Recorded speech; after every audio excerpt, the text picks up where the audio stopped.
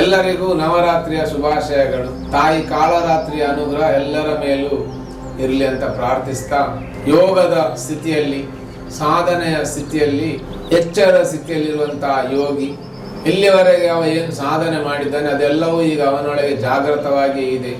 ಇಂತಹ ಸ್ಥಿತಿಯಲ್ಲಿ ಆ ಬಾಣಾಸುರನನ್ನು ಕೊಂದ ನಂತರ ಆ ಕನ್ಯಾಕುಮಾರಿ ಮತ್ತೆ ಊರ್ಧ್ವಮುಖವಾಗಿ ಮೇಲಕ್ಕೆ ಹರಿತಾಳೆ. ಇದೊಂದು ನಿರಂತರ ಕ್ರಿಯೆ, ಆದ್ರೆ ಇಲ್ಲಿ ಅದು ಜಾಗೃತ ಇದೆ, ಮನಸ್ಸಿನಲ್ಲಿಯೂ ಜಾಗೃತ ಇದೆ.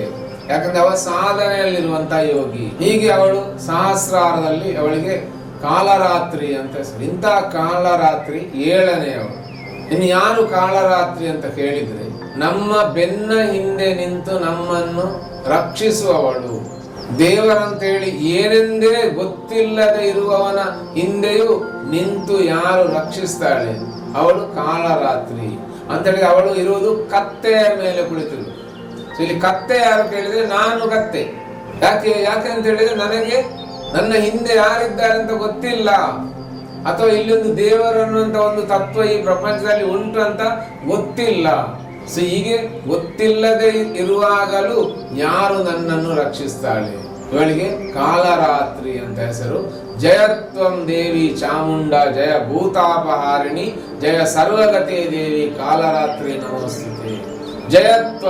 ಜಯತ್ವಂ ಅಂತೇಳಿ ಅವಳ ಹೆಸರು, ಜಯ ಅಂತ, ವಿಕ್ಟ್ರಿ, ಜಯ ಅಂತ ಅವಳ ಹೆಸರು. ತ್ವಂ ಅಂತ ಹೇಳಿದ್ರೆ ನೀನು. ಯಾರು ನೀನು? ದೇವಿ ಅಂತ ಹೇಳಿದ್ರೆ, ದೇವ ಅಂತ ಹೇಳಿದ್ರೆ ಆಕಾಶದಲ್ಲಿ ಬೆಳಗುವ ಬೆಳಕಿಗೆ ದೇವ ಅಂತ ಹೆಸರು. ಅದಕ್ಕೆ ದೀಯತೆ ಇತಿ ದೇವ, ಯಾವುದು ಬೆಳಗ್ತದೆ ಅದಕ್ಕೆ ದೇವ ಅಂತ ಹೆಸರು. ಇನ್ನು ಈ ಬೆಳಕು ಇಲ್ಲಿ ಹರಿಬೇಕಿದ್ರೆ ಅದು ಎಲ್ಲಿಂದ ಹೊರಟಿತ್ತು, ಅದಕ್ಕೆ ದೇವಿ ಅಂತ ಹೆಸರು. ಅಂದ್ರೆ ಇಲ್ಲಿ ವಿಜ್ಞಾನದಲ್ಲಿ ಇದನ್ನು ಫೋಟೋನ್ ಪಾರ್ಟಿಕಲ್ ಅಂತ ಹೆಸರು. ಇಂತಹ ದೇವಿ ಚಾಮುಂಡ ಅಂತೇಳಿ ಚಂಡಮುಂಡರನ್ನು ಕೊಂದವಳು. ಯಾರು ಚಂಡಮುಂಡರು? ಎಚ್ಚರದ ಸ್ಥಿತಿಯಲ್ಲಿರುವಂತ ನಾನು. ಹಾಗೆ ಇಲ್ಲಿ ಸ್ವಪ್ನಾವಸ್ಥೆಯಲ್ಲಿ ಒಬ್ಬ ನಾನು ಅಂತ ಇದ್ದೇನೆ. ಈ ಕನಸೆಲ್ಲ ಬಿದ್ದಾಗ ಬೀಳುವುದು, ಆರುವುದು, ಓಡುವುದೆಲ್ಲ ಇರ್ತದಲ್ವಾ, ಇದೆಲ್ಲವೂ ಸ್ವಪ್ನಾವಸ್ಥೆಯಲ್ಲಿರುವ ನಾನು. ಹೀಗೆ ಒಳಗಿರುವ ನನ್ನನ್ನು, ಹೊರಗಿರುವ ನನ್ನನ್ನು ಅಂತ ಹೇಳಿದ್ರೆ ಈ ಎರಡೂ ಭಾವದ ನನ್ನನ್ನು ಇಲ್ಲವಾಗಿಸುವವಳು, ಅಂದ್ರೆ ಚಂಡಮುಂಡರನ್ನು ಕೊಂದವಳು ಅಂತವಳು ನಿಜವಾಗಿಯೂ ನಮ್ಮ ಶರೀರದ ಒಳಗೆ ಚಂಡಿಕೆಯಾಗಿ ಈಗ ಕಾರ್ಯಾಚರಿಸ್ತಾ ಇದ್ದಾಳೆ. ಇಡೀ ಶರೀರದಲ್ಲಿ ಒಂದು ಚಂಡಿಕಾ ಯಾಗ ಅಂತ ನಡೀತಾ ಇದೆ.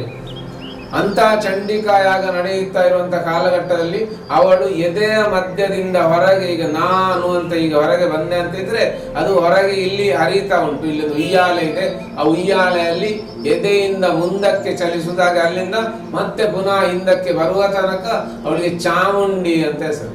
ಹಾಗೆ ಆ ಉಯ್ಯಾಲೆ ಎದೆಯ ಒಳಗೆ ಇಳಿದು ಬೆನ್ನಿನ ತನಕ ಅಲ್ಲಿ ವೈಷ್ಣವಿ ಅಂತ ಶಕ್ತಿ ಅದು.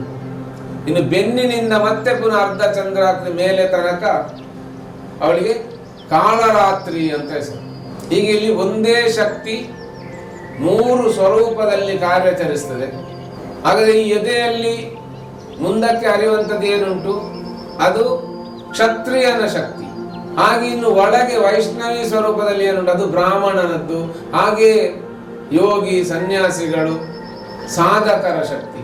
ಇನ್ನು ಇದು ಯಾವುದೂ ಗೊತ್ತಿಲ್ಲದೆ, ಯಾವ ಆಚರಣೆಯೂ ಇಲ್ಲದೆ ಇರುವ ಸ್ಥಿತಿಯಲ್ಲಿ ಆ ಶಕ್ತಿ ನಮ್ಮ ಬೆನ್ನ ಹಿಂದೆ ಇರ್ತದೆ. ಅವಳಿಗೆ ಕಾಳರಾತ್ರಿ ಅಂತ ಹೆಸರು. ಇಂಥ ತಾಯಿ ಕಾಳರಾತ್ರಿ ಎಲ್ಲರನ್ನೂ ಅನುಗ್ರಹಿಸಲಿ, ಆಶೀರ್ವದಿಸಲಿ ಎಂದು ಪ್ರಾರ್ಥಿಸ್ತೇನೆ.